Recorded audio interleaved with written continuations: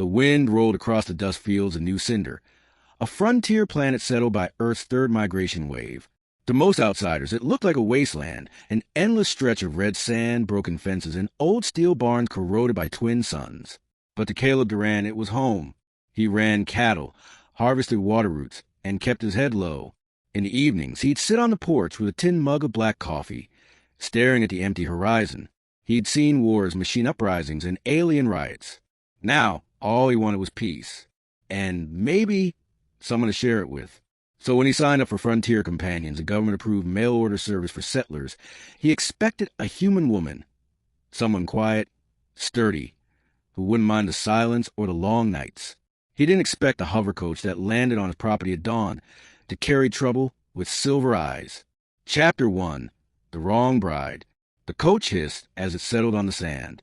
A door slid open and a tall, slim figure stepped out, not human, but beautiful, in a dangerous way. Her skin shimmered faintly blue under the sunlight. A long coat whipped around her legs, and 2 blasters hung low on her hips. Her boots were dusty from a long ride, her gaze sharper than any blade. Caleb froze halfway down the porch steps. She tipped her hat back, revealing a streak of silver hair that glowed like moonlight. "You the rancher?" she asked, her voice smooth but tired. "Caleb Duran?" "Yeah, he managed. And you are—" She smirked. "Guess the service didn't tell you your bride's from off-world, huh?" He frowned. "They didn't tell me my bride was a gunslinger either."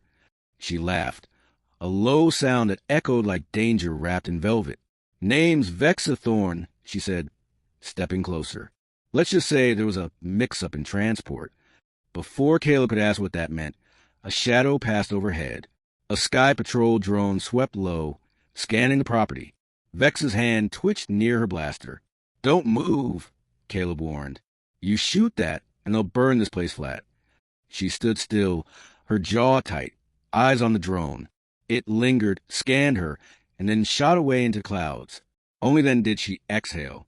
"I hate this planet already." Chapter 2. The Fugitive. By noon, Caleb had learned enough to know she wasn't supposed to be there. The real bride, an Earthborn woman named Mariah Lenz, had likely been rerouted or delayed. Vexa, on the other hand, had hijacked her passenger code to escape capture. From who? She wouldn't say. All Caleb knew was that her wanted poster started showing up on colony bulletins by evening. Vexa Thorne, armed and extremely dangerous, last seen in Cinderbelt region. He poured himself another coffee as the sun sank low. "You're going to bring fire down on me, you know that?" Vexa sat across from him, her feet propped on his table. Wouldn't be the first time someone tried. He studied her. The blasters weren't for show. He could tell from the grip the way her eyes tracked shadows. She wasn't just an outlaw. She was military trained. "Why here?" he asked. "You could have landed anywhere." Her gaze softened, just for a second, because the signal led here. "Signal?" She hesitated, then tapped a pendant at her neck, a dull silver charm shaped like a drop of water. It pulsed faintly. "My sister's last transmission before the war ended said she'd be heading to the frontier, to New Cinder." Caleb leaned back, the weight of her words sinking in. "And you think she's here?" "I know she is," Vexa said quietly. "Somewhere." Chapter 3. Fire on the Horizon. Days passed. Vexa kept mostly to herself, helped the cattle, fixed a few solar panels, even mended the perimeter fence with tools Caleb didn't own. But her eyes never stopped scanning the sky. Every night, she climbed the barn roof, looking toward the northern ridge where the satellite dust glowed faintly blue. That's where her sister's signal came from. And that's where the Rangers would come from too. On the 5th night, Caleb heard the rumble first. Not thunder, engines. 5 armored speeders cutting across the sand, each marked with the Imperial crest. He ran inside. Vexa was already loading her blasters. "They found me," she said simply. "You can't take on 5. She gave him a sharp look. "You don't know what I can take." Before he could stop her, she stepped outside. The lead speeder halted 50 yards away, sand swirling around it. An officer in red armor stepped out, voice amplified by a speaker mask. "Vexa Thorne, by order of the Imperial Council, you are under arrest of mutiny, theft, and treason." Vexa's reply was calm. Tell the council I quit their army years ago. The officer raised his hand. Take her. Blasters roared. Chapter 4, Blood and Dust. The air lit up with blue plasma fire. Caleb dug behind a water tank as Vexa moved like lightning. Rolling, firing, cutting through the chaos with terrifying precision. 2 Rangers fell instantly. A third fired from the ridge, catching her shoulder. She staggered, then shot back, hitting his power core. The explosion threw dust and light into the sky. Caleb saw her stumble, clutching her side. Instinct took over. He ran to her, dragging her behind the trough as more fire rained down. You're hit. Just a graze, she gasped, blood shimmering faintly under her skin. Cover me. He grabbed his old rifle, a relic from colonial wars, and fired wildly. 2 bolts missed. The third hit one of the speeder's stabilizers. It crashed into the sand, spinning out in a cloud of dust. When the smoke cleared, only silence remained. 5 Rangers down. 1 outlaw alive. 1 rancher forever changed. Vexa leaned back against the fence, breathing hard.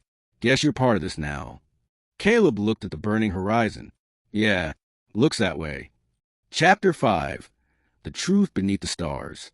They buried the Rangers before dawn. Vexa didn't speak much after that. As Caleb patched her wound, she finally told him the truth. She wasn't just a soldier. She was part of a defector cell that had tried to expose the Council's secret weapons program, experiments on alien civilians, including her own people. Her sister had been one of the scientists who refused to participate. When she tried to escape with the evidence, she disappeared into the frontier. The Council made me their scapegoat, Vexa said bitterly. Said I stole weapons. Said I betrayed them. But I only ever wanted to stop them. Caleb looked at her, not as an outlaw, but as someone carrying too much pain for one life. You're not the first to get branded for doing the right thing, he said softly. She smiled faintly. Guess that makes 2 of us. Chapter 6, The Final Ride. 2 nights later, the signal pulsed again, stronger than before. It was coming from the Dune Canyons, a half-day ride north. Vexa was ready before dawn. Caleb saddled his cruiser bike beside hers.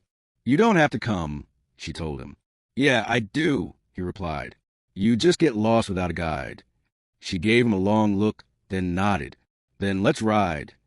They tore across the desert, engines howling, sand whipping behind them like smoke trails. When they reached the canyon, they found an old crash site, half-buried metal, scorched earth, and a single still active beacon. Vexa ran ahead, her hands trembling. Inside the wreckage lay a stasis pod, cracked but still functional. Through the glass, a faint light glowed, and inside, a sleeping alien woman, her sister. Vexa dropped to her knees, tears streaking down her dusty cheeks. You found me, she whispered. Caleb stepped back, giving her the moment she'd fought for across worlds. But peace never lasts long in the frontier. Above them, engines roared again, the sound of new ships descending.